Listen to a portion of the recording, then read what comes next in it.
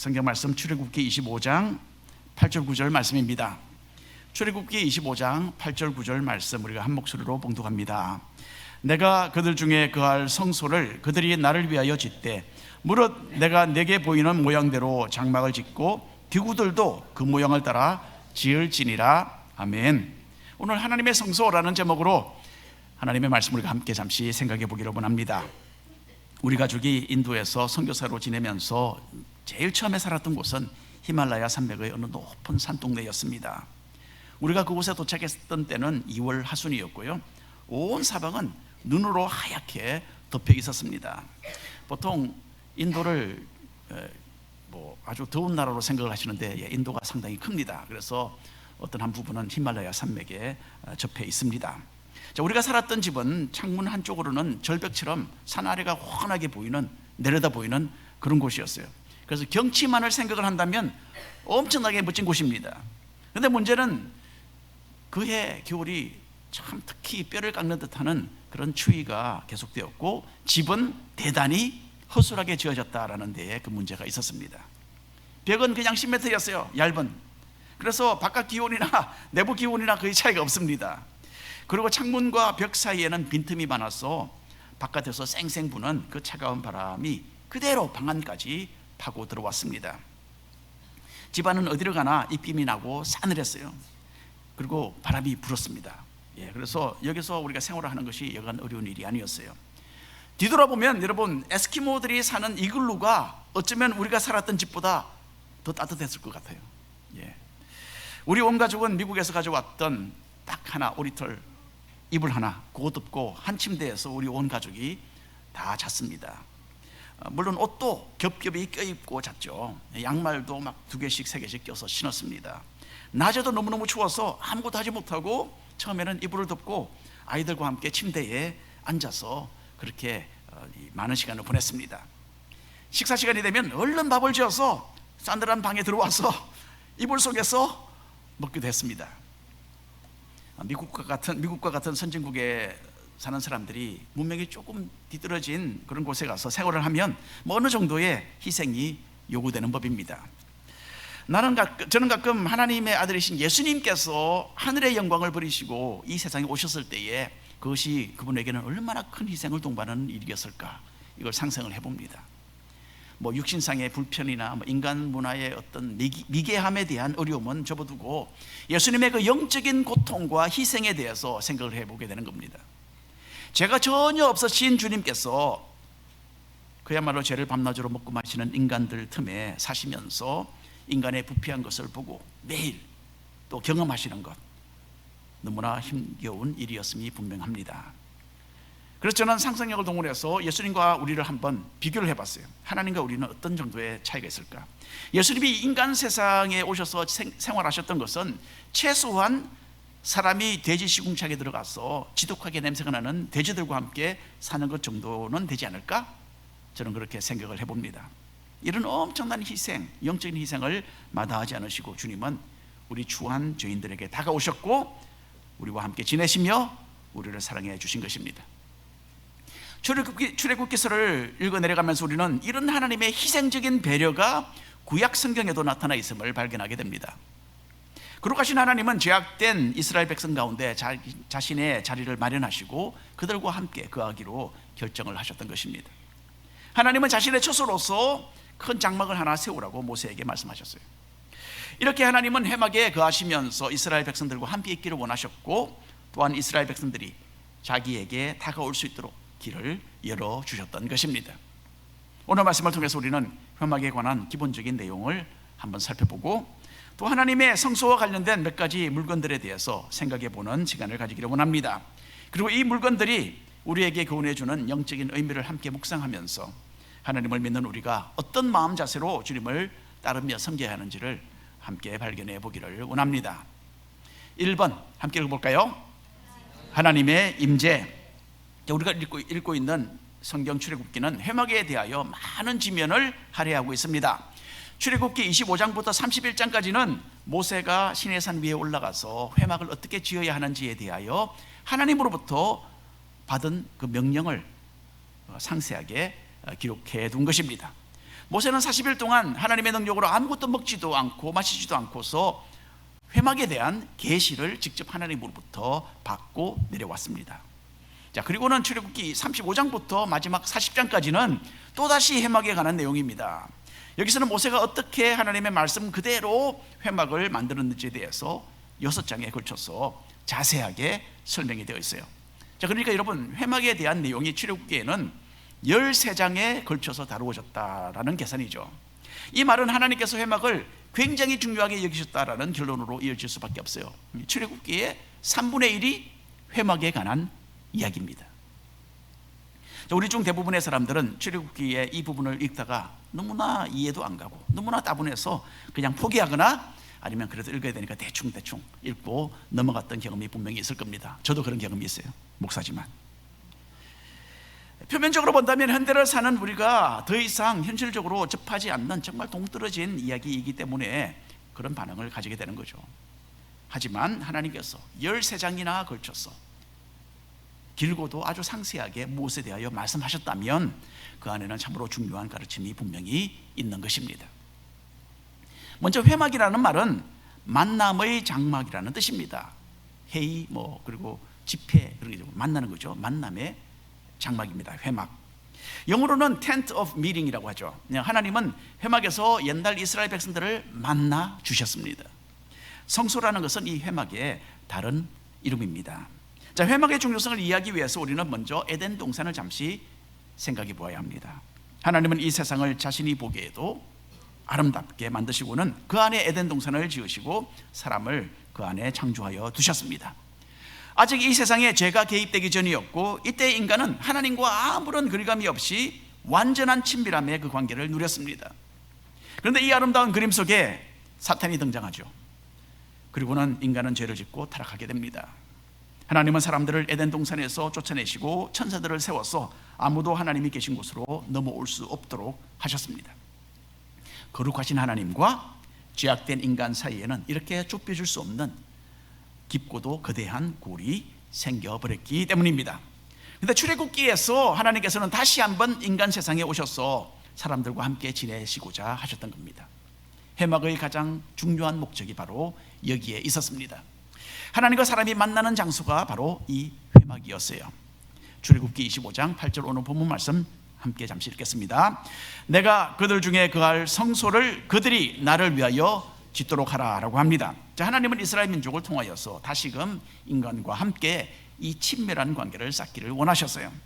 그래서 하나님은 이스라엘 백성들에게 큰 텐트를 하나 만들도록 하셨고 그곳을 자신이 거주하시는 장소로 삼으셨던 것입니다.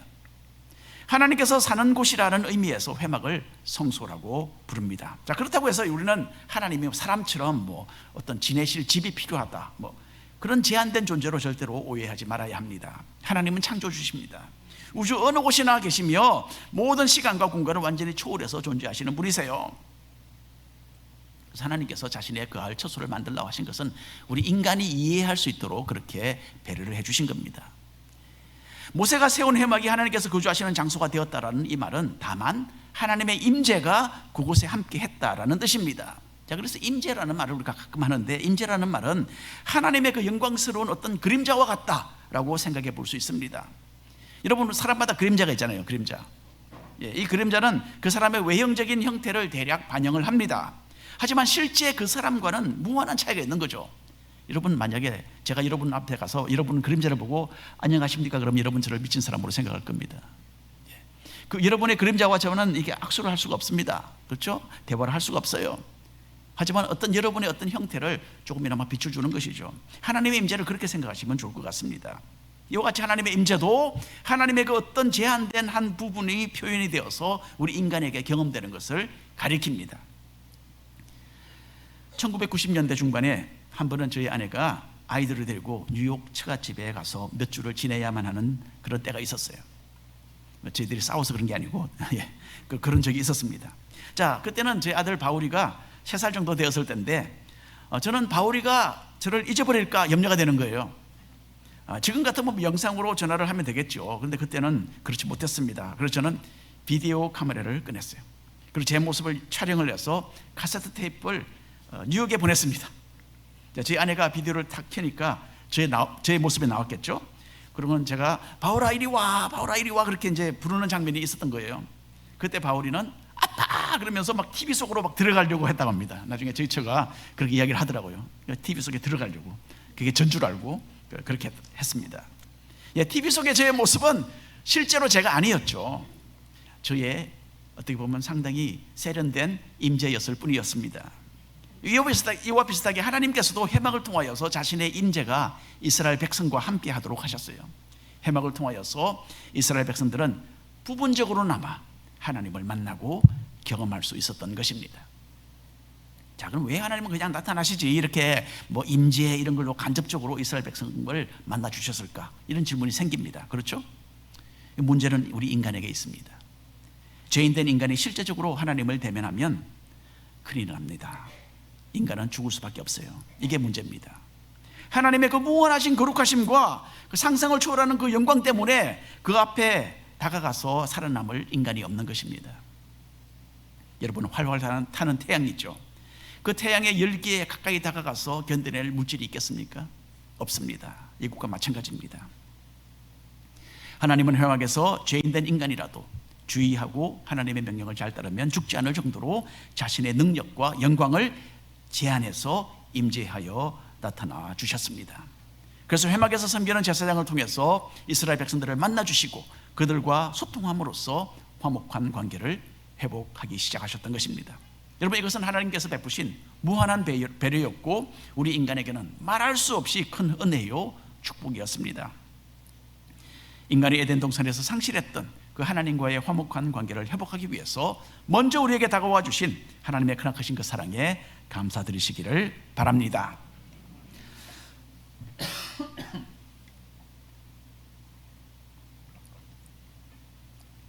자, 이제 2번 함께 읽겠습니다. 번제단. 자, 사람이 사는 집이라면 뭐 아무런 물건이 없이 텅텅 비어 있지는 않겠죠, 그렇죠? 어느 집에나 최소한의 그 기본적인 가구는 있기 마련입니다. 이사를 하려고 짐을 꺼내서 챙기게 될 때 우리가 느끼잖아요. 별로 짐이 없는 줄 알았더니 엄청 많구나 라는 것을 느끼십니다. 그렇죠? 이번에 이태일 목사님도 이사를 하셨어요. 만호에 사시다가 와이키키로 이사를 가셨는데 똑같은 말씀 하셨어요. 꺼내놓고 보니까 물건이 참 많더라. 여러분, 하나님의 처소 회막에도 여러 가지 기구가 있었습니다. 우리는 오늘 그 중에 몇 가지를 생각해 보면서 그 안에 담긴 영적인 원리 함께 발견해 보기를 원합니다. 출애굽기 40장 29절 말씀 함께 읽겠습니다. 또 회막의 성막 문 앞에 번제단을 두고 번제와 소제를 그 위에 드렸다라고 합니다. 자, 먼저 이게 번제단이 나오죠. 일반 이스라엘 사람들은 하나님을 만나러 회막 안으로 들어가지 못했습니다.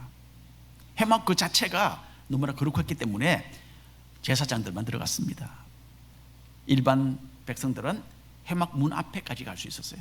그 앞에서 제사장에게 드릴 짐승을 넘겨주었어요. 그럼 제사장은 그 사람을 위해서 번제단 위에 짐승을 올려놓고 제사를 드렸습니다. 이게 다 회막 문 앞에서 이루어졌던 일입니다. 자, 짐승을 바치는 사람은 먼저 자기가 드리는 그 짐승에 손을 얹었어요. 자기와 짐승이 하나가 되고 또한 자기를 대신해서 이 짐승이 피를 흘리고 죽는다라는 것을 그런 형태로 표현을 한 것입니다. 짐승을 제사로 드리는 이 번제단이 회막 문 앞에 있었다라는 사실은 참으로 중요한 원리 하나를 우리에게 제시해 줍니다. 이것은 하나님과 사람의 그 무너진 관계가 회복되기 위해서는 가장 먼저 인간의 죄 문제가 해결되어야만 한다라는 것을 보여주었던 것입니다. 하나님께서 옛날 이스라엘 백성들에게 명령하신 이 제사 제도에 의하면 짐승이 사람의 죄를 담당하고 대신 피를 흘려 죽음으로써 그 사람의 죄가 사해진다라는 것이었어요. 이 번제단의 원리는 우리가 잘 아는 그대로 예수님의 십자가의 죽으심을 잘 예표해 주었습니다. 예수님은 우리의 죄와는 전혀 무관하시지만은 자진하셔서 우리를 대신하여 죄를 짊어지시고 죽어주셨습니다. 예수님의 죽으심은 우리가 받아야만 했던 그 죄의 형벌을 대신 받아 주신 것이고, 이 온 우주의 주인이 되시는 주님의 그 값진 보배로운 피는 우리의 영혼을 씻어서 하나님 앞에 거룩하게 해 주었던 것입니다. 그래서 예수님을 믿는 그 첫 순간 우리는 하나님이 보시기에 거룩한 사람으로 변화되었습니다. 하지만 이 죄악된 세상에 발을 디디고 살고 있는 우리는 계속해서 또다시 죄를 짓게 되죠. 그래서 우리는 예수님을 의지해서 계속해서 이 범하는 죄에서 씻음을 받는 그 작업을 해나가야 하는 것입니다. 요한일서 1장 9절 말씀 함께 읽겠습니다. 만일 우리가 우리 죄를 자백하면 그는 미쁘시고 의로우사 우리 죄를 사하시며 우리를 모든 불의에서 깨끗하게 하실 것이라고 합니다. 자, 과거 광야에서 회막에 임재하셨던 하나님은 오늘도 우리와 가까이 계시며 우리와 만나기를 원하십니다. 하지만 우리가 죄를 마음에 품고 있다면 하나님과 우리와의 관계는 개선될 수가 없습니다. 그래서 우리가 죄에 대하여 회개해야 합니다. 믿는 사람들은 용서받은 죄인들이죠. 그리고 앞으로도 계속해서 용서를 받을 죄인들입니다. 오늘도 예수님을 의지하여서 죄를 씻고 우리에게 가까이 다가오시는 하나님께로 한 걸음 더 가까이 나아가시는 우리 모두가 되기를 간절히 바랍니다. 자, 3번 읽겠습니다. 분향단.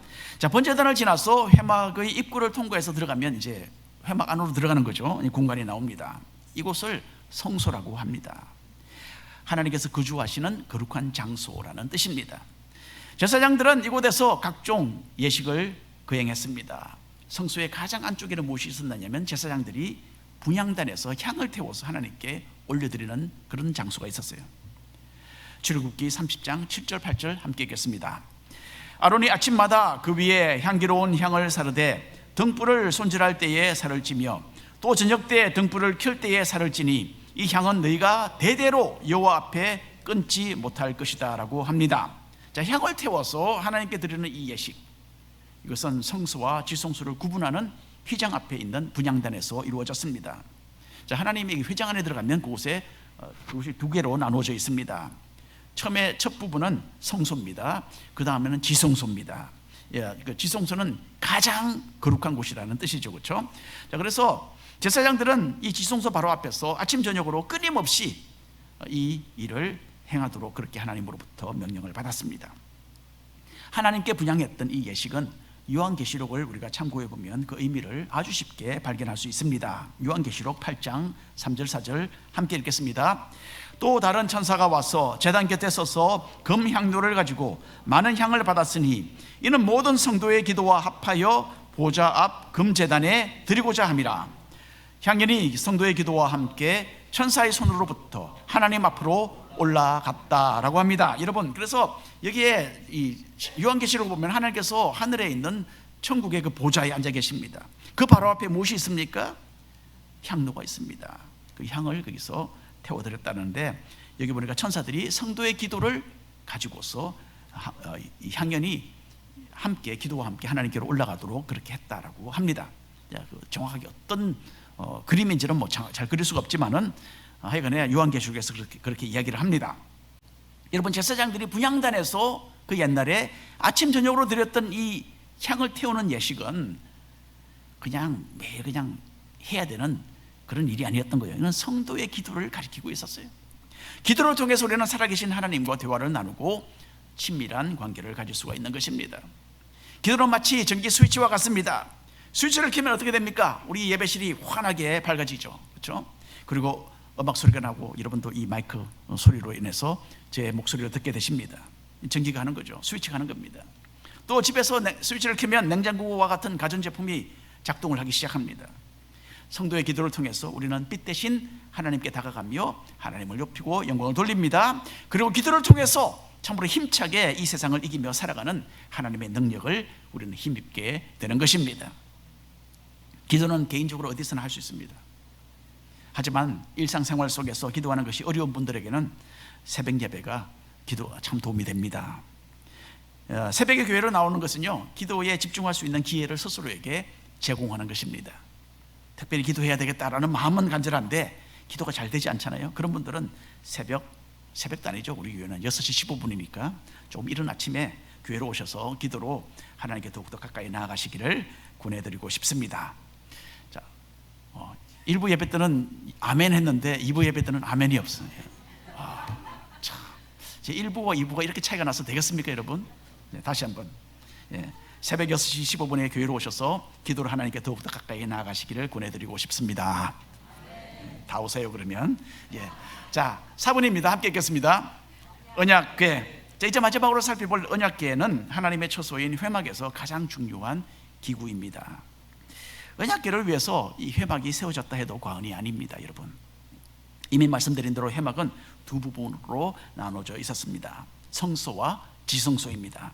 가장 거룩한 장소였던 지성소는 회막의 맨 안쪽에 위치했고요. 우리 일반 집으로 말을 한다면 안방 정도 되겠죠, 그렇죠? 자, 두껍고 무거운 그런 휘장이 성소 안에 있는 지성소를 가로막고 있었어요. 아무도 그 안에 들어가지 못합니다. 어느 제사장이라도 그 휘장 뒤에 있는 지성소에 들어가지 못했습니다. 오로지 대제사장 한 사람만이 1년에 딱 한 번 죄를 사하는 피를 들고서 지성소에 있는 언약궤에 다가갈 수 있었습니다. 그래서 언약궤에 피를 뿌림으로써 거룩하신 하나님께 대한 인간의 죄를 속죄할 수 있었던 것입니다. 자, 언약궤는 그리 크지 않았어요. 한 2피트 넓이, 그리고 한 3피트 정도 길이, 한 2피트 정도 깊이가 되는 한 중간 정도 크기 되는 네모난 상자였어요. 그 상자가 왜 그렇게 대단했겠습니까? 이것은 그 안에 있는 무엇이 어떤 물건이 들어있는가, 그게 중요한 거죠, 그렇죠? 아카시아 나무로 일단 이 상자는 만들어졌고요. 그 다음에는 이제 금으로 입힌 것으로서 회막에서 대단히 값이 나가는 그런 가구였습니다. 그 상자 안에는 만나가 들어있는 금 항아리가 있었어요. 아론의 지팡이가 거기에 있었습니다. 그리고 하나님께서 직접 십계명을 기록을 해서 모세에게 주셨던 돌판 2개가 그 속에 있었다라고 합니다. 그러니까 대단한 거죠, 그렇죠? 언약궤 상자는 하나님의 임재 그 자체를 가리켰습니다. 이 언약궤에 하나님의 임재가 있었기 때문에 그 지성소가 거룩했고, 성소가 거룩했고, 또 회막과 그 주위의 모든 기구들이 거룩했던 것입니다. 이 상자의 이름이 언약궤라는 것에는 또다시 중요한 의미가 있겠죠. 이것은 하나님께서 이스라엘 백성들과 맺으신 언약, 약속을 가리키는 물건이었던 것입니다. 하나님은 이스라엘 백성들을 자신의 백성으로 삼으시고 그들을 돌보시고 먹이시고 이끄시겠다라고 약속을 하셨죠. 그리고 이스라엘 백성들은 이 하나님의 명령을 따르고 하나님을 자신들의 왕으로 섬기겠다라는 언약을 했던 것입니다. 이렇게 참으로 깊은 의미가 있는 이 언약궤 상자는 금으로 된 뚜껑으로 덮여져 있었는데, 이 뚜껑은 마치 임금의 보좌를 연상케 했습니다. 자, 출애굽기 25장 21절 22절 함께 읽겠습니다. 속죄소를 궤 위에 얹고 내가 네게 줄 전급판을 궤 속에 넣어라. 거기서 내가 너와 만나고 속죄소 윗 곧 전국궤 위에 있는 두 그룹 사이에서 내가 이스라엘 자손을 위하여 내게 명령할 모든 일을 내게 이르리라. 자, 이게 전급궤라는 게 나오는데 이게 똑같습니다. 언약궤라는 말이 전급궤고, 그 안에 뭐 전급판, 이게 바로 이제 하나님의 그 십계명의 그 돌판을 이야기합니다. 근데 그 위에 속죄소라는 것이 나오죠. 언약궤 이 뚜껑은 이 한국어 성경에 속죄소라고 번역이 되어 있는데, 인간의 죄를 용서하고 덮어주는 속죄의 자리다라는 뜻입니다. 자, 그리고 이 뚜껑을 시언자라고 부르기도 합니다. 하나님께서 은혜를 베푸시는 자리라는 뜻이죠. 하나님은 이 은혜의 보좌에 앉으셔서, 여기서 하나님께서 이제 말씀하시겠다고 하잖아요. 하나님이 이 은혜의 보좌에 앉으셔서 백성의 죄를 사하시고 백성들과 대화를 나누시는 그런 임금님으로서의 그런 모습을 이스라엘 백성들에게 나타내고 계셨던 것입니다. 물론 아무도 하나님이 거기에 앉아 계시는 걸 보지는 못했죠. 다만 상징적으로 그렇게 만들었던 것입니다. 자, 회막에서 이스라엘 백성과 함께 하셨던 거룩하신 하나님의 임재하심은 너무나 영광스럽고 두려웠습니다. 나중에 나답과 아비후는 아론의 아들들로서 제사장들이었지만은 회막에서 경솔하게 행동했던 결과로 하나님 앞에 죽임을 당했습니다. 하나님께서 불로 그들을 심판하셨어요. 그리고 하나님은 고라와 그 동조자들 250명이 회막 문 앞에서 모세와 아론을 대적할 때에 불을 보내서 그들을 태워 심판하셨어요. 하나님의 임재가 이처럼 엄청나게 두려운 그런 것입니다. 그러니까 회막 안에 있는 가장 중요한 거룩한 지성소에 안착되었던 이 언약궤는 하나님의 능력과 거룩함 그 자체를 의미했어요. 제사장들도 가장 두려운 마음으로 1년에 단 한 번, 대제사장도 1년에 단 한 번 휘장을 지나서 이 언약궤 앞에 다가갈 수 있었습니다. 그런데 여러분, 신약 시대를 사는 우리, 예수님을 믿는 우리는 하나님과 엄청나게 더 따뜻하고 온화한 그런 관계를 누리고 있습니다. 예수님께서 십자가에 달려 돌아가셨을 때에 성전 안에 있는 그 거룩한 지성소를 가로막고 있던 휘장이 위에서부터 아래로 쭉 찢어졌다, 그렇게 성경은 기록합니다. 히브리서를 기록한 저자는 이 사실을 설명을 하죠. 히브리서 10장 19절 20절 함께 읽겠습니다. 그러므로 형제들아, 우리가 예수의 피를 힘입어 성소에 들어갈 담력을 얻었나니 그 길은 우리를 위하여 휘장 가운데로 열어놓으신 새로운 살 길이요 휘장은 곧 그의 육체니라. 여기서 말하는 성소가 바로 지성소입니다. 예수님의 피가 우리를 거룩하게 했기 때문에 우리는 이제 더 이상 하나님의 그 거룩하신 임재로 인하여서 죽임을 당하지 않는다는 거죠. 이런 의미에서 우리는 지성소를 가로막고 있던 그 휘장이 우리를 위해서 활짝 열려졌다라는 그런 내용으로 이게 설명되어 있습니다. 그러니까 여러분, 이전에는 그 안에 대제사장 한 사람이 들어갔죠. 우리 보통 사람은 절대로 들어가지 못하고 우리 이방인들은 더더욱이나 가까이 갈 수도 없는 그런 곳입니다. 그런데 이제는 우리가 들어갑니다. 그 휘장이 찢어졌다는 것은, 열렸다는 것은 그 길이 열렸다는 것이죠. 우리 믿는 사람들은 이제 담대한 마음으로 하나님께서 임재하시는 가장 거룩한 곳에까지 들어가서 하나님과 친밀한 관계를 마음껏 누릴 수 있게 되었던 것이요, 우리의 죄 때문에 하나님의 심판과 그에 따르는 죽음을 이제는 두려워할 수밖에 없었던 것이 변하여서 이제는 언제든지 하나님의 그 은혜의 보좌에 가까이 다가갈 수 있게 된 것입니다. 예수님 안에서 우리가 얻게 된 이 축복이 얼마나 큰 것인지를 깊이 이해하시고 하나님께 영광과 감사 돌려드리시기를 바랍니다. 이제 여러분들과 함께 결론의 말씀 나누고자 합니다. 광야에서 사용되었던 회막은요, 그 후에 약 한 500년 후에 솔로몬이 세운 예루살렘 성전으로 대체됩니다. 그리고 하나님은 예루살렘 성전에서 자신의 임재를 그대로 나타내셨어요. 그리고 그때로부터 또 한 1000년이 흘러서 하나님은 이제 자신의 아들 예수님을 보내셔서 인간이 하나님의 임재를 더 정확하게 접하도록 해주셨습니다. 예수님이 태어나실 때에 천사에 의하여 선포되었던 예수님의 다른 이름이 또 하나 있었죠.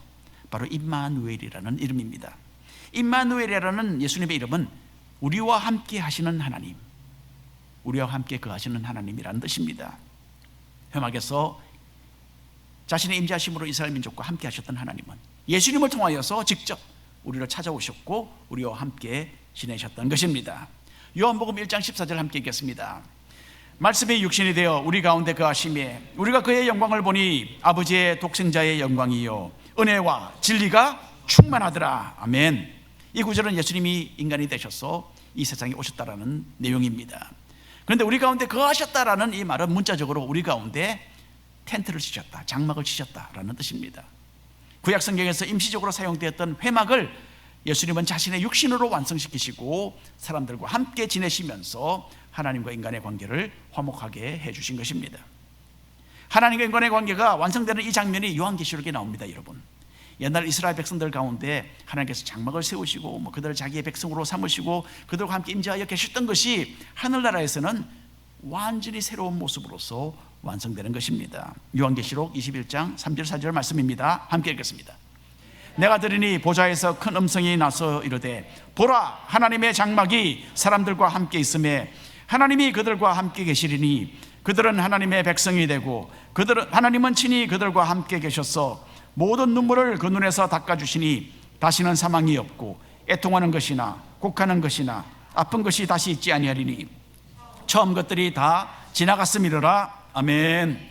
아멘. 여러분, 우리는 정말 벅찬 마음으로 이 하늘나라를 기대하고 있습니다.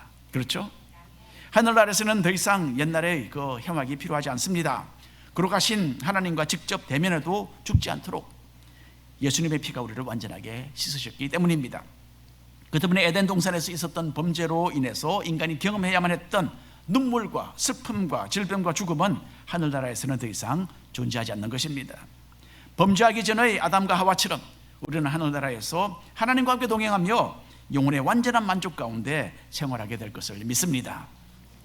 그런데 참 안타깝게도요, 우리는 아직도 조금 더 이 땅에 살아야 합니다. 그동안 하나님께서는 우리 성도들을 자신의 성령이 거하시는 성전으로 삼아주셨습니다. 고린도전서 3장 16절 함께 읽겠습니다. 마지막으로 너희가 하나님의 성전인 것과 하나님의 성령이 너희 안에 계시는 것을 알지 못하느냐. 여러분, 이제는 우리의 몸과 우리의 영혼이 하나님께서 거주하시는 회막이요 성소가 되었습니다. 성령께서 우리 속에 거하십니다. 하나님께서 우리를 자신의 성소로 삼으시고 우리 삶 가운데 성령으로 찾아오시고 임재하기 시작하신 거예요. 우리를 사랑하시고 우리에게 먼저 다가와 주시고 우리와 동행해 주시는 하나님이십니다.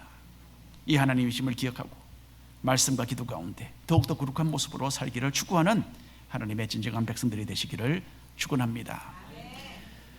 기도합니다. 주 하나님 아버지, 오늘도 말씀